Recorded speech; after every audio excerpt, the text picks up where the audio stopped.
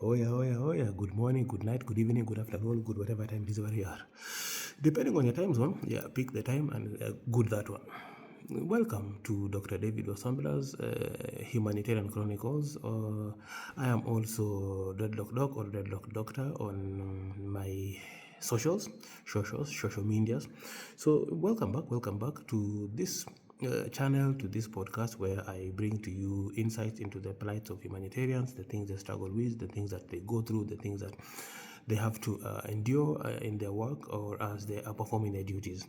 And of course, the need for mental health support. I am an author. I'm the author of Broken Souls, Chronicles of a Humanitarian Health Worker. That's my second book. My first book, many years ago, released in 2015 while I was still doing Ebola response in West Africa, is called The Power of Passion. The Power of Passion was basically, in summary, about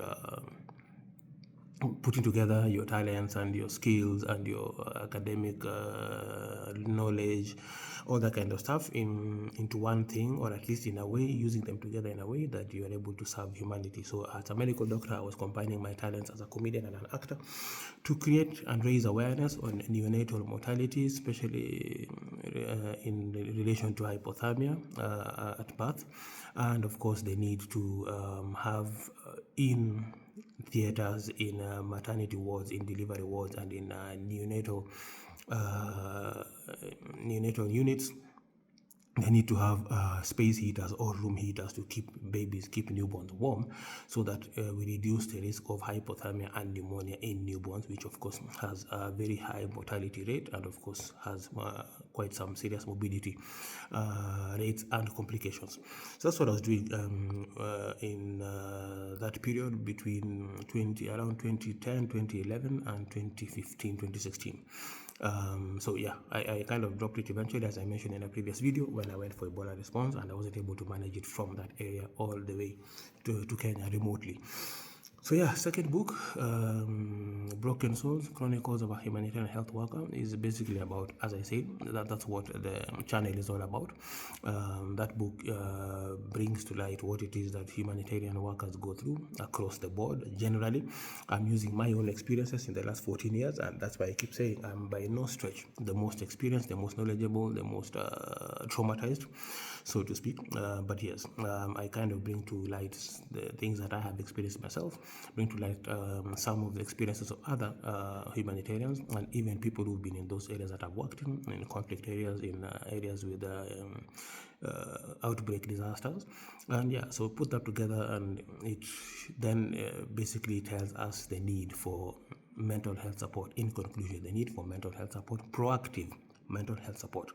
Most of the mental health support is available is reactive. It reacts to a scenario, it reacts to an incident as it has after it has happened. But we need a proactive system that is available before anything happens, during situations where something may happen, and of course after.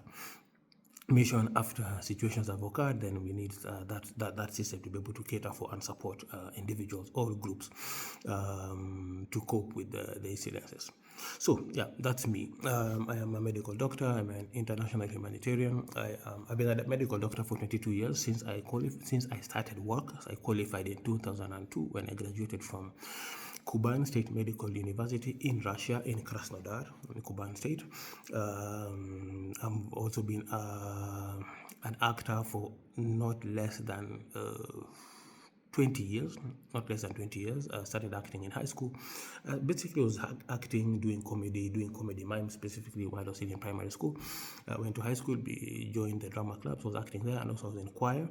And then when I joined university, from my second year, I then joined the stand-up comedy club in the university, and it was basically a professional outfit. We were doing shows, we were doing paid shows, we were being paid by the university a stipend to represent the university, and we were basically representing the region a lot of times when we'd go for the comedy events, but also we were doing it as work. I was on TV a number of times, a number of shows within Krasnodar, Russia itself, in Adigea.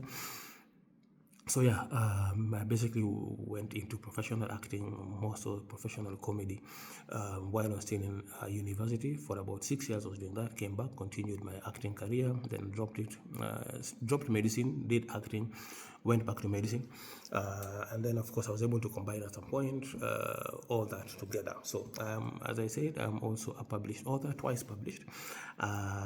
It's been a privilege, of course, to be able to share my stories, to share the things that I know in books.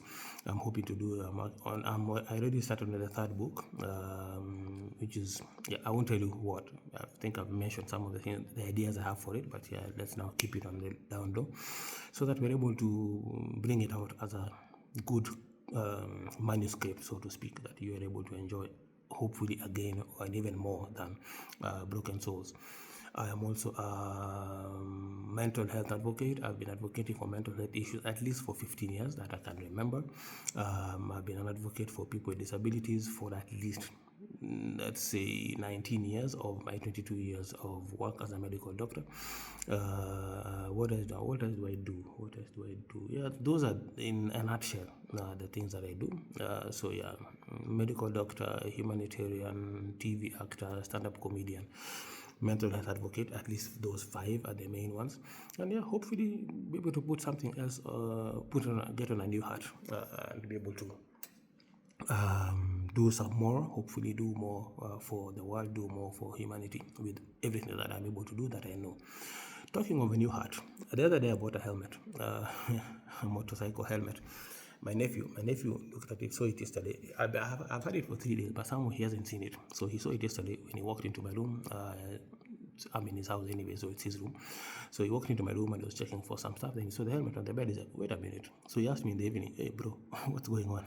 What's with the helmet?" So usually he has this suspicion that there's something wrong with me mentally, and I have the suspicion there's something wrong with him mentally. Well, we think all of us in our family have suspicions about each other's mental status, the lack thereof, or the presence of insanity. Whichever the case, sanity, no. Yes, no sanity at all. Anyway, so he's like, "Hey dude, what's up with you?" I'm like, "Yeah, so I do a lot of border rides. I do a lot of border errands. I move around with a motorbike. Sometimes I find it easier. Not sometimes, it's always easier. The only thing is risk, of course. As they say, you are the body of the vehicle. So it's unlike a car. If something happens, like this is a body to protect you. You are the body. You might be protecting the motorbike. So because of that, I've always, in the last at least 4 years, always strive to have my own helmet, because unfortunately most of the riders do not come with a helmet, even if it's Uber, Monaskia, Uber Boda. I always ask the riders, "Do you have a helmet?" "No." Then maybe I use yours, and some of them like take mine. So I take theirs, then they're helmetless, which doesn't help them very much. So I've strived to, whenever I have the money, I buy myself a helmet. So I bought a helmet. I think those who follow have seen me doing at least 2 posts with the helmets. One I was using it on when I was talking about 3 people I also consider humanitarians who are doing amazing work, very passionate for the nation, passionate for the people of this nation, passionate for humanity in general, and then the work they do is amazing. The riders, motorbike riders, and so they do a lot of work. So I was talking about them. So I had my helmet on that day. I had my helmet, I think, in the post yesterday. It was here. It was literally here. So so the reason I remember that, I just looked into my pocket of this jacket and I found the receipt that I was given when I bought the helmet. Have you ever known something about yourself, but then when somebody confirms it, you feel like, you should not have said that. Now it feels a bit bad. I don't know about you, but me, it occasionally, in a funny way, not in a bad. I don't feel offended. I feel amused. So the other time when I bought the first helmet, I walked into the shop. They're like, "Yeah, this is good. This is good." There's a particular that I wanted. I'd seen on their website. It's Mark Holdings Limited at City Stadium. So if you need helmets, pop in there. I'm not an expert on helmets, but they have some quite good helmets. Riders, you'll tell me, Kina Kagweria, Emily, Kimani, Wakili, Timam. You can tell me if the helmets are good. Me, I like, but I've never had to experience what a helmet feels like if it needs to be experienced. Unfortunately, it doesn't need to be, but if there's a need for that, I've never experienced that. I don't know the quality.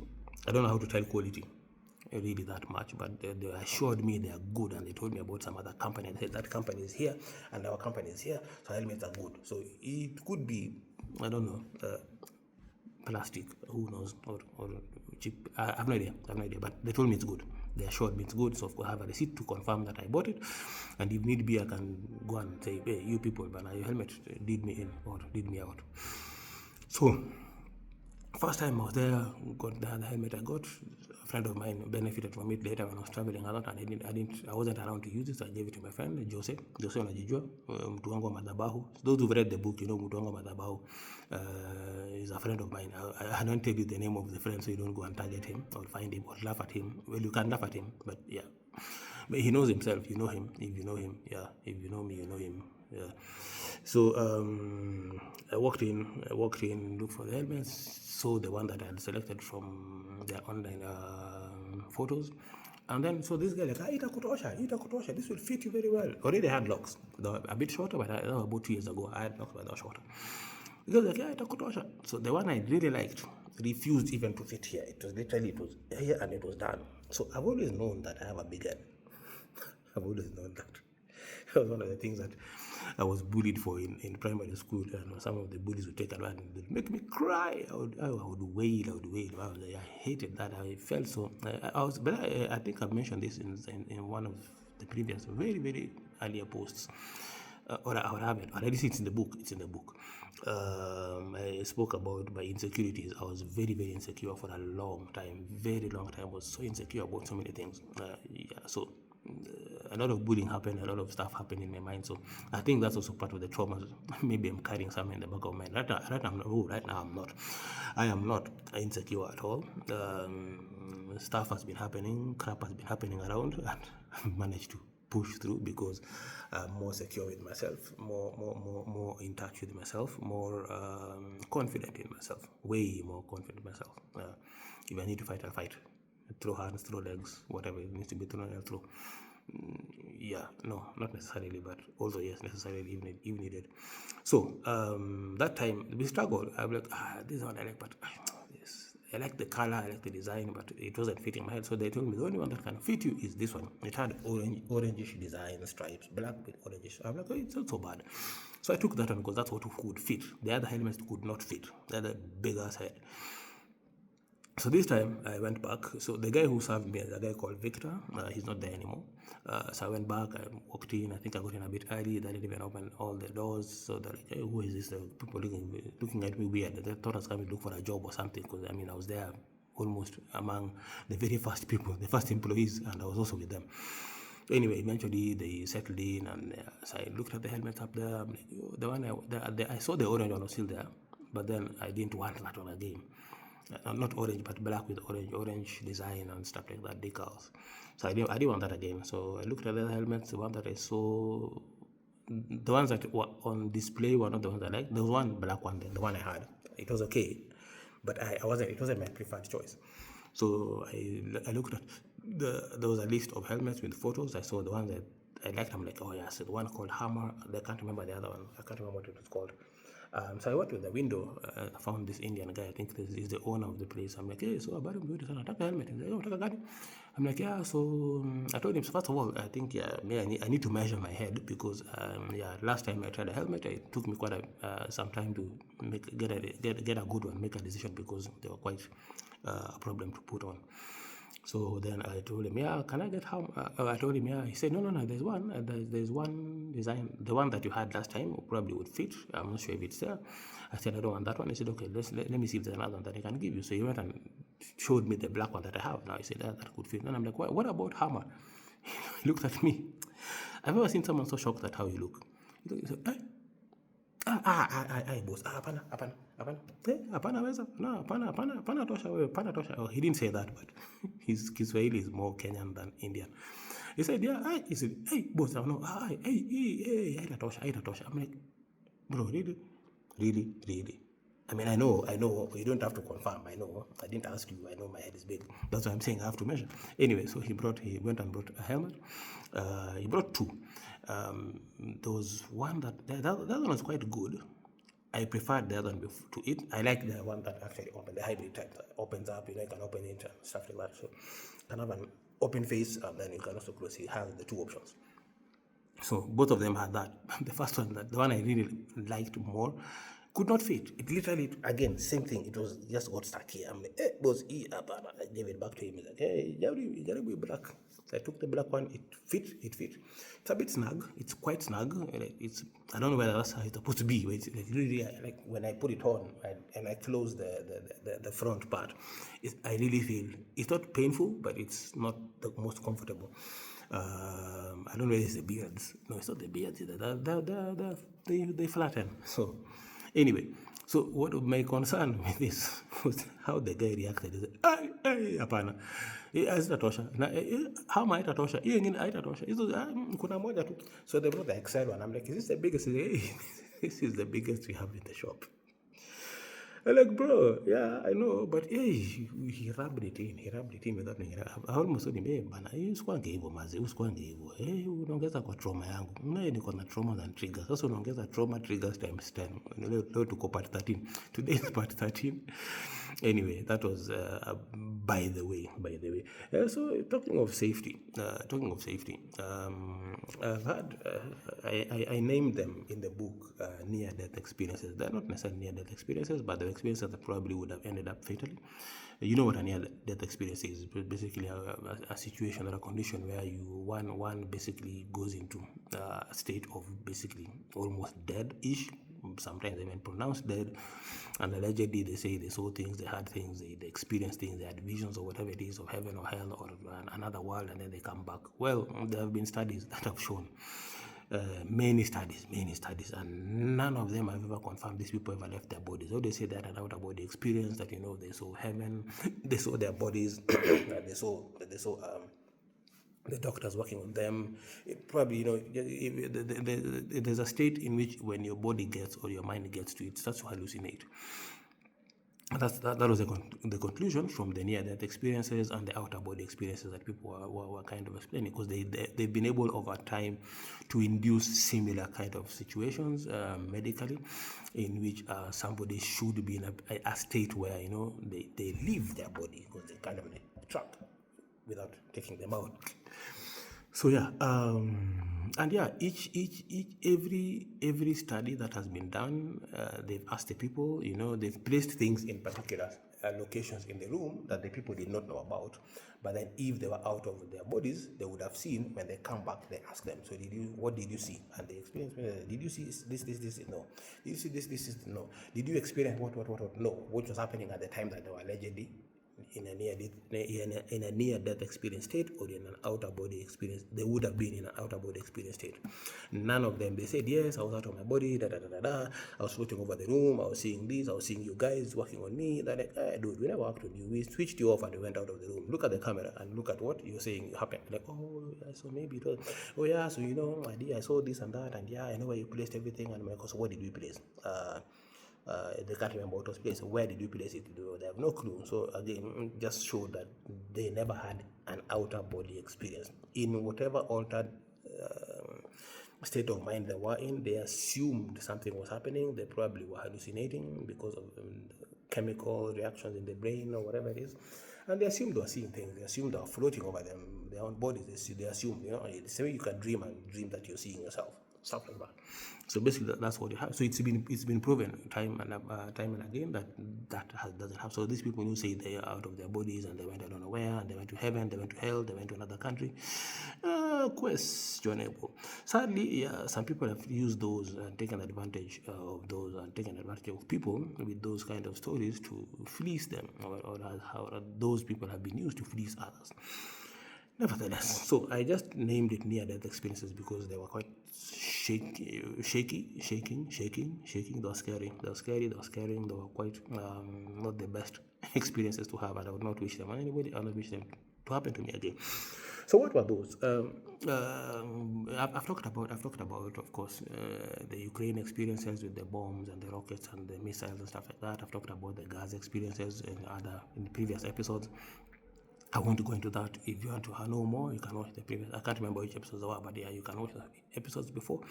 Also, feel free to buy the book. It's available at Kibanga Books. available at Nuria Bookstore, available at the Bookworm, the Bookworm Cafe, Gigiri Courtyard. It's available on Amazon.com for those who want soft copies. If your device is not Kindle enabled or you don't have a Kindle device, you can buy it on Kobo.com, which usually gives you a version, an EPUB version that you're able to easily download and read from your gadget. So, I've talked about Moyale, I've talked about the threats of or against my life, I've talked about shifter attacks, so those you mentioned in the book, then previous videos, you can go look at that. So what I haven't talked about is, I've talked about being poisoned and being bewitched, and apparently that was a very horrible experience, painfully horrible. So I haven't talked about car accidents. So I've been involved in how many accidents? Once we were traveling with my cousin and his family, Moses, and his family from the village in Uriri, where I come from. Uriri via Kisumu, Siaya. Uriri is in Siaya, so Siaya, Kisumu, and down to Nairobi. We made a stop in Nakuru, I remember. I had bought a bicycle, a mountain bike, which I left in Nakuru. So I'd moved to Nairobi since. So I passed by there to pick it, threw it on top of the vehicle, on the carrier, and we were proceeding to Nairobi with it. Around Naivasha, as we were coming down, we noticed this car had really been following us. I'm a fast driver, generally. I don't do crazy speeds, but I drive fast. So I don't know whether this guy was racing us, but this guy that just kept was on our tail. It was late evening now; it was getting dark. So I suspect that probably he was just following us just to have some company, and probably that people sometimes can't see very well at night, so they use the car in front of them kind of like guide. I knew the road because I used to drive it quite often, so I knew the road. I knew where the potholes were. I knew where the sharp bend was. I knew when to slow down and when to speed up, stuff like that. I knew where to overtake. So he kept following us. It was dusk, and then it became darker. So by the time we were passing Naivasha, it was around like 7:30 p.m. ish, quite dark, and it was one of those nights where it was quite foggy, not very foggy, but just a little bit foggy. But it was quite a dark night. So the guy was just on our tail most of the time. He would overtake, and then I would overtake.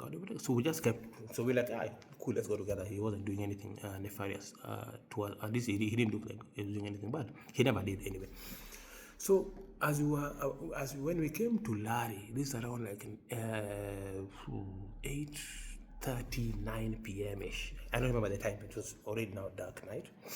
Around Lari area, suddenly we see this oncoming vehicle from Nairobi direction, and it seemed like the lights were moving, swerving on the road. So I was like, hey, is this guy drunk? It was a weekend. We were like, is this guy drunk or what? What's going on? So the guy just kept saying, we saw the lights from very far ahead. There's a straight stretch you can actually see from far. So we could see lights going. So we thought, is this guy overtaking? Is it two vehicles, I don't know, racing or something? We couldn't figure it out. So other cars pass. We see this light and this light is coming. Then as it was approaching us, as we're getting closer, for some reason the lights just swerved into our lane. So I'm hooting. I'm like, what's going on? So the car behind us is also, it wasn't close, really close to us. They were not tailgating us, but they were not too far off.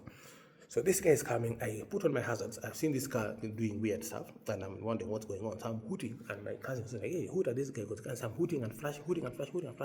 And there's no I can go to. I don't know whether to go off the road and let this guy do whatever he's doing. So I swerved towards the end, to the edge of the road as far as possible. And he just kept coming towards me. I'm like, what the hell is going on? It's like, I think the guy slept off. He slept off. I don't think he slept off. So suddenly, next thing we realized, because I'm now trying to swerve off and go off the road and come back so that I can avoid hitting him or avoid him hitting me. It was a gentleman anyway, that's why I'm saying him. All of a sudden, the next thing we realized, I had been hit. I think that's why my shoulder today, I realized just the other day that I've had a bad shoulder for many years. And it gets worse, especially sometimes when I really go to the gym hard. And it sometimes it limits how much I can do. There's a bump, there's actually a big bump here. Usually you can actually see it when it's just protruding over here. I never connected it until recently to that accident. So it hit my door. It hit the driver's door. Next thing we realized we were rolling a number of times. I used to say 3 or 4 times. I have no idea. Maybe it was 3, maybe it was 4, maybe it was less. Maybe I don't know. Apparently you can't count when you're rolling. I thought I counted, but again, who knows? But yeah, so our next thing, we were hit on the right side of the vehicle, and we were rolling. Then we had another bang. As it is happening, we had a second bang. So the bang hit us, and then another bang happened. So eventually, we were lucky. There was a small, like a dip off the road, and then a cliff. So we rolled, and then we just lay on the side of the car, on the left side of the car, just before the cliff edge. So whatever happened, we're shaking ourselves off, and my cousin's wife, I was driving with my cousin in the passenger seat, the owner of the car. It wasn't my car, my cousin's car. His wife was at the back with their daughter, the young daughter, I think, and her sister, her younger sister. So eventually kind of clambered out of the car. We picked whatever essential that we needed, like documents, mobile phones, to make sure, of course, if somebody was to try and steal, which happens a lot in accidents, they won't steal the phones. Precious documents, wallets, we put them in our pockets. We were just scrapes and scratches. The windows kind of broke, but they didn't really injure us that much. But we had scratches and bumps and stuff like that. You don't feel pain initially after the accident. So we clambered out of the car. I got out of my side, and I helped pull other people out. And because the car was on the left side, so it was kind of sideways. We got out. Then that's when I realized that when we looked back, the car that had been following us had also been hit by the same car. So the guy came, hit us, swerved off. I think then he woke up or whatever. The impact moved him away. He hit the next car. That car swerved, facing back where it was coming from, and this car that had hit us faced Nairobi. So nobody could understand who hit who and how and why, and then why our car was on the side, but somehow we were dented on the driver's side. So how did we hit this guy? Why are we driving this way sideways? How did we hit who? No one could understand. So we were explaining, of course. There were people who had witnessed. The guys were walking around, so they witnessed. So of course, this one definitely you have to wait for cops. We had to wait for cops, or cops eventually came from that area. So we explained everything. They were like, hey, who hit who? What happened? And that car, I don't know what happened. I think when it hit us, it burst a tire. Because now there was a nice, not nice, but there was a proper ridge in the road where the rim had cut through the road as it was going, and then swapped. So I think when it hit us, it hit us, burst a tire, hit the car behind us, and then in the process, I don't know whether the rim dug into the road. That's what made it turn. I have no idea. I don't know what science was happening there, witchcraft, juju, whatever happened. But the car that hit us, that was coming from the opposite direction, was not facing where we were going. Our car was facing that way, but on the side. The car that it hit the second time that had been going the road was not facing back.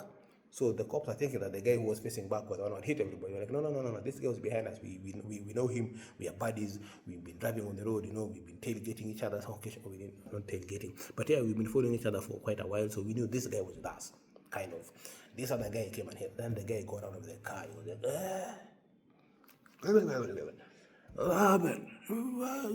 why did I stop? Why are you people stopping? Why are you looking at me? What I do? Dude was so drunk. He was so drunk. He had no clue what had happened. No clue whatsoever. It was bad. It was bad. Anyway, so whatever processes happened, tow trucks came, towed us to the police station. We put our statements, whatever. We agreed, I think, to go back, I think, the next day or 2 days after that to the cop station. Follow through stuff. Yeah, we pulled out the car radio. Those we still had the ones that they could pull us. We pulled out the car radio because we knew they were going to take it. They always, when you have an accident, if you're still in a clear state of mind, take anything you can take out because they will not leave them for you. Every time you see the breakdown stopping, somebody's ransacking your car looking for stuff. It's unfortunate, but it's true. I don't know whether it still goes on or it is worse now, but that's what was happening then. That's what happened. Anything that they could pull out, they pull out. So by the time it gets to the police station, stuff is missing. You can't prove it was them, and it's in the market probably. Talking about stuff that is missing before I go to the next accident. There's this one time,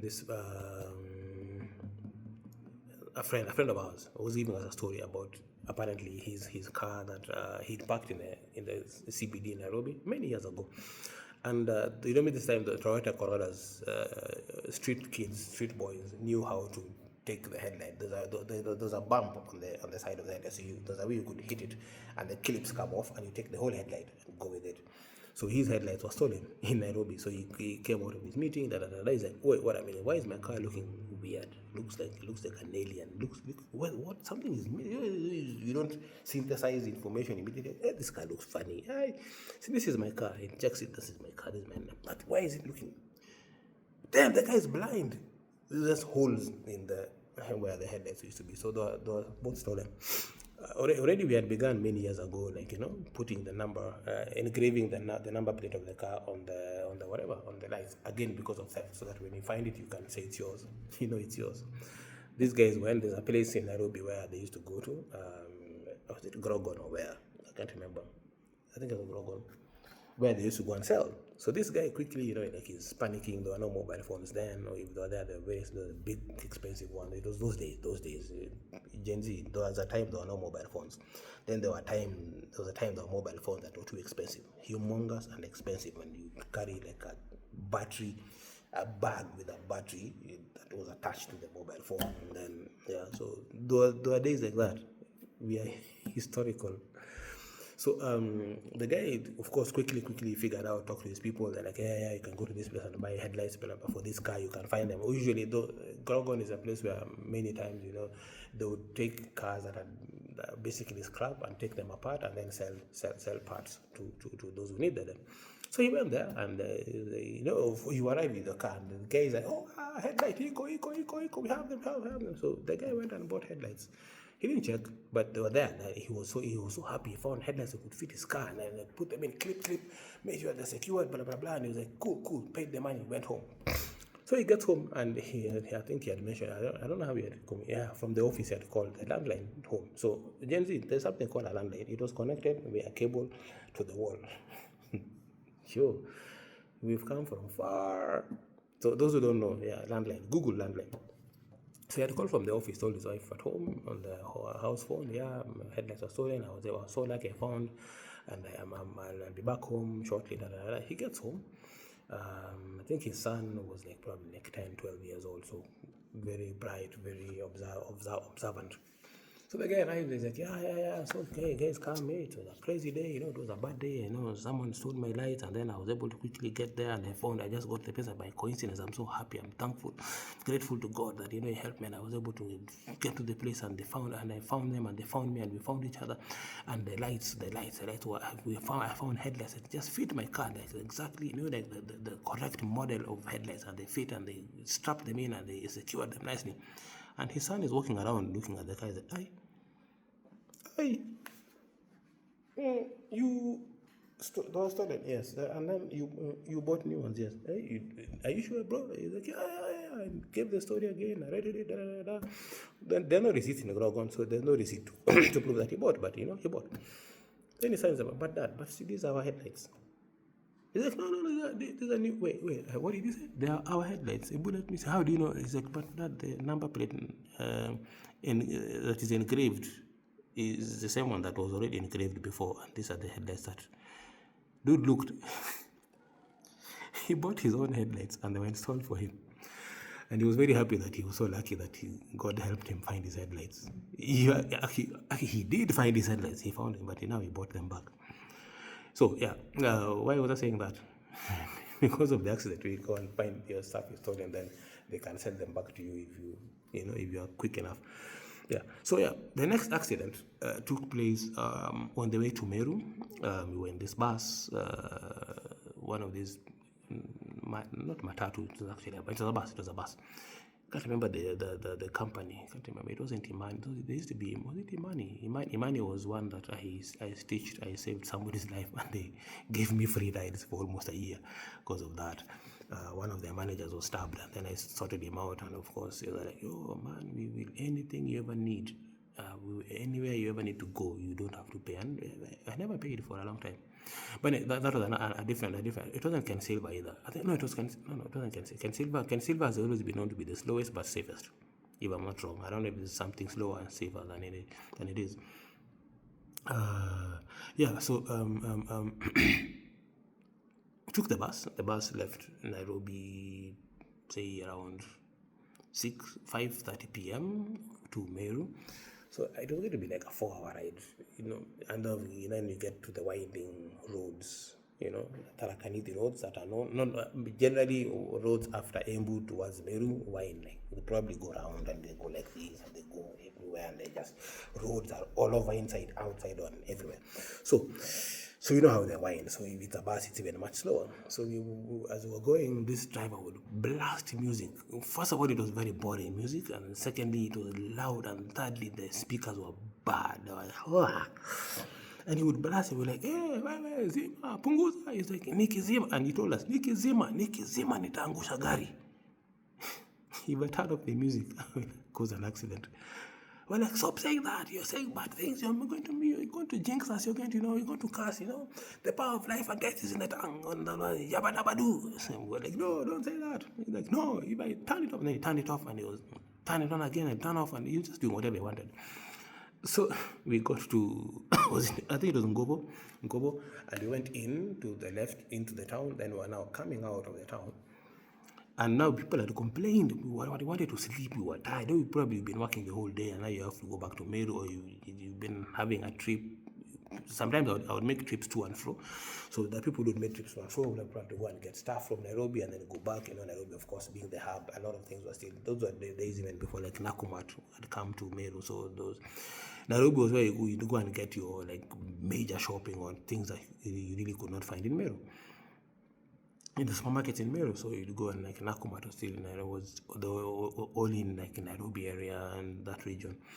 So, and this was 2000 and I was in Meru doing internship 2004 to 2005 mid there, because we stayed a bit long after internship waiting for posting. That's when I got posted to Moyale. So people were tired. We were tired. We didn't want all that. We didn't want that music, especially because it was bad. The speakers were bad and it was blaring loudly. So we kept complaining all through. There would always someone complaining, "Zima, okay to Sizimi, Zima, Niki Zima Tangusha, Zima, Niki Zima Tangusha, Sizimi." So this whole argument just kept going on and on. I mean, eventually I just dozed off. I have an ability to sleep even when there is noise around me. So I dozed off at some point.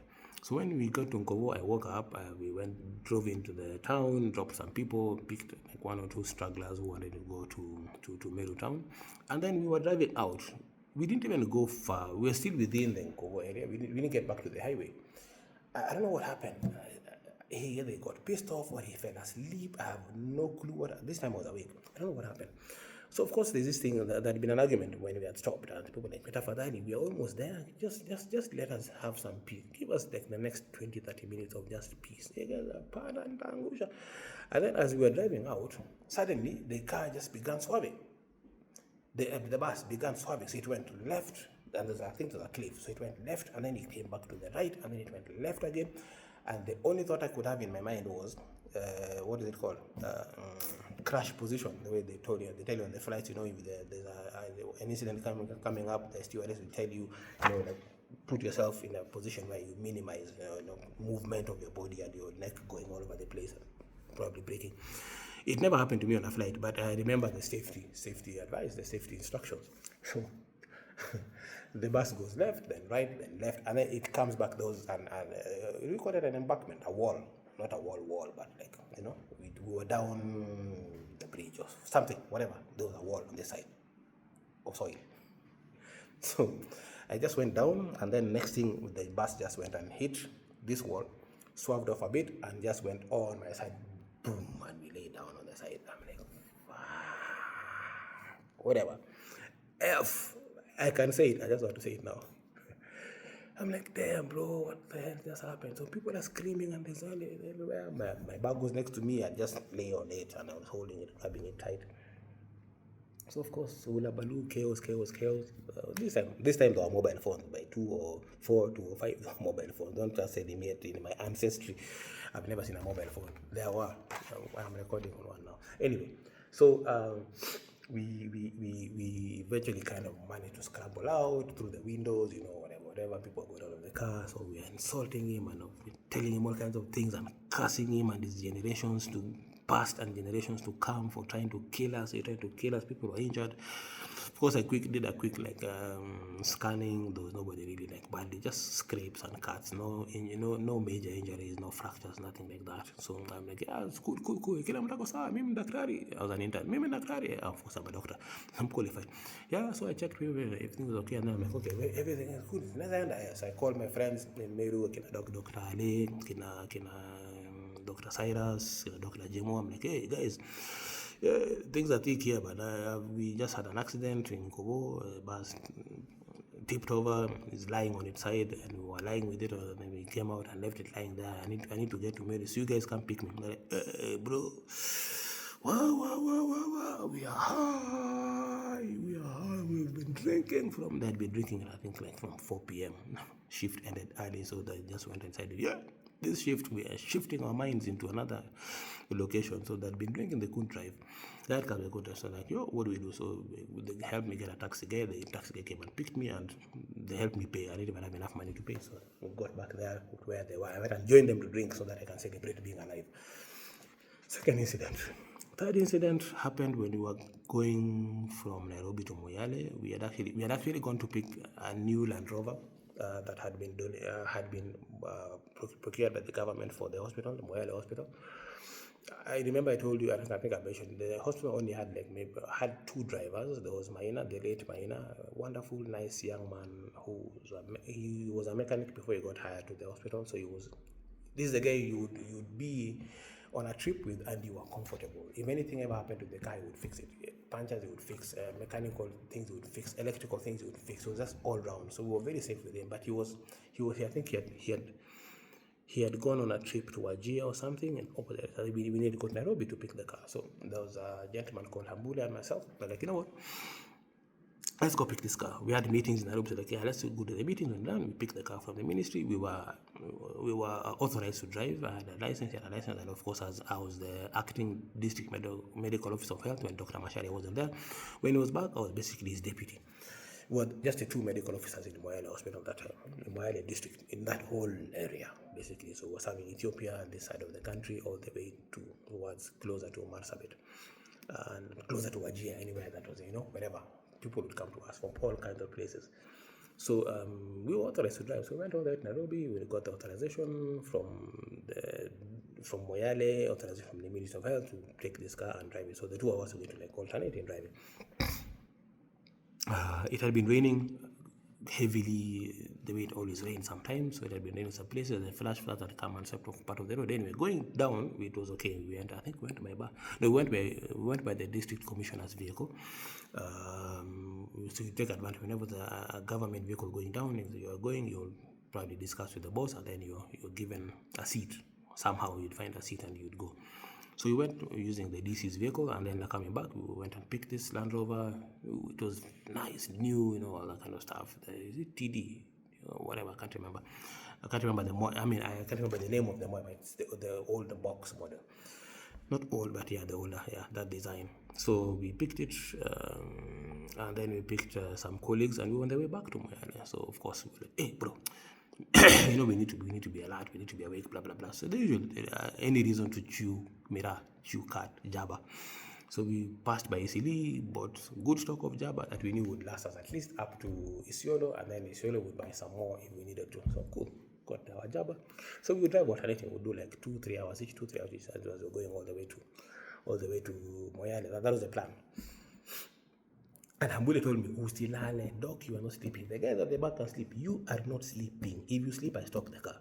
I'm like, cool. So I told him the same. When I'm driving, you do not sleep. The 2 of us are talking all the way to Moyale, whatever number of us it take us. So new car, so cool, safe, and comfy, still quite fast. So fuel the car all the way. We're on our way. Nothing happened. Everything was cool. You know, we were driving okay. I think we stopped at Isiolo for the night because you don't have to drive along. At least those days, you didn't want to drive along the Isiolo to now Moyale. That stretch, you did not want to drive along that stretch. At night, it was more dangerous. If shifters were attacking the day, it was more dangerous. And we were alone, we were just alone. So we're like, yeah, we'll drive in the morning when trucks are on the way and other cars are going. So at least we are in the convoy, at least there's some traffic of vehicles. So we spent the night, and then the next morning we took off. We decided to go. I remember we decided to go. We decided to go through all the way. I remember, no. Yeah, that was another trip that we were struggling the trip. This one we were actually going all the way. That's why we bought Mira, so that we just go all the way. It doesn't matter. We'll get all the way to Moyale, and we were like, yeah, this car is pretty new. Everything is new. Tires are new, so we're not expecting any breakages. And of course, when you drive at night, the thing with at night, apart from the fact that shifters would attack, the positive part is that it's cooler, so you are less prone to punctures and tire bursts. During the day, it was hot. The rocks will just burst your tires. That was a common thing for Moyale those days. So we took off from Isiolo, bought our next batch of Mira. It was a lower quality, way lower quality, and proceeded all the way towards Marsabit. Past Marsabit, now towards the morning, way past Marsabit, the morning hours, like around 5-ish, just dawn, the sun is just coming up, still a bit darkish. I was driving, and as we were driving, suddenly there was no road ahead, like literally. So it had rained 2 days prior while we were sitting in Nairobi, and the rain, I don't know, the floods came and ate off part of the road. So the road is this way, and it was eaten off here. So I'm just coming straight, then suddenly nothing, and I see nothing like a few meters ahead. So I'm trying to brake, I'm trying to swerve, and we do whatever it is I know doing. Next thing, we just went nicely. It was a very nice gradual accident. This one, not near death anything. If I say near death, I would be lying. It was nicely. The car just came and tipped nicely, and we're like, boom, into a hole, because it was like a crevice that had formed after the flood had passed. Just nice, and you just lay on its side. So lay on its side, but it's off the road, so we couldn't do anything about it. So we got out of the car, everything was okay. Colleagues at the back, okay, you guys okay? Yeah. Took our Mira, we're chewing, so we're like, okay, no, what do we do? Well, we just hope, against all hope, that we don't get attacked. There are no shifters. There were no bushes around. Those usually like hiding, so it was a nicely open area, and then of course this crater where we disappeared into. Literally, we're inside, so the car was lost inside. We couldn't see it, so we had to get up and then now wait for any vehicle coming and flag it. So at some point, this was around 6 a.m. we were getting out. Around 7:30, there was a truck appeared now from what's it called, from Marsabit side going to Moyale also. So like, hey, we have it down. We're like, hey, we need help, man. We're like, wait, what happened? We're like, yeah, the other day we left, there was a road. Now no road, and then we also no road. So they're like, pole. So they took out ropes from the car and tied it. Somehow they were able to help us flip the car to its wheels. Not much, there are just a few scrapes on the side. We had slowed down. We were basically stopping, then it just went and fell. So they helped us flip the car back. Then we were able to drive ahead and get off back onto the road an hour later. So that was not so bad. Wasn't so bad. It wasn't near death, so it was cool. It was cool. The last one I want to talk about, unless I remember another one, the last one to talk about was a flight we were coming from. Where was I going to? South Sudan. I was then working with the American Refugee Committee, now called the Night in South Sudan, and there was a health meeting in Zambia. In Zambia, and so flying from Nairobi, I flew, of course, connecting to Nairobi from Juba, Nairobi, then connected. We're connecting now with KQ to Zambia. So the flight stopped. The flight landed in Zimbabwe. Then we were supposed to go to Zambia now after that. So we landed in Zimbabwe. KQ, mnajuanga tu sometimes the delays that happen that you can't even explain. You have no idea what's happening. So anyway, so delayed on the stop. People got off. People got on. The flight delayed for I think an extra hour. I think there was a fault. There was a fault later which we know about. We didn't know there was a fault before. They just didn't tell us anything. Again, they have this habit of not telling us anything. Not telling passengers, you just keep quiet. Sometimes, most times, almost all times. So when now it was time to take off, we began taxiing. That was okay. Just as we're now speeding up to go and take off on the runway, there was this loud bang from the engine on my side. So we had it, and the plane just shut down.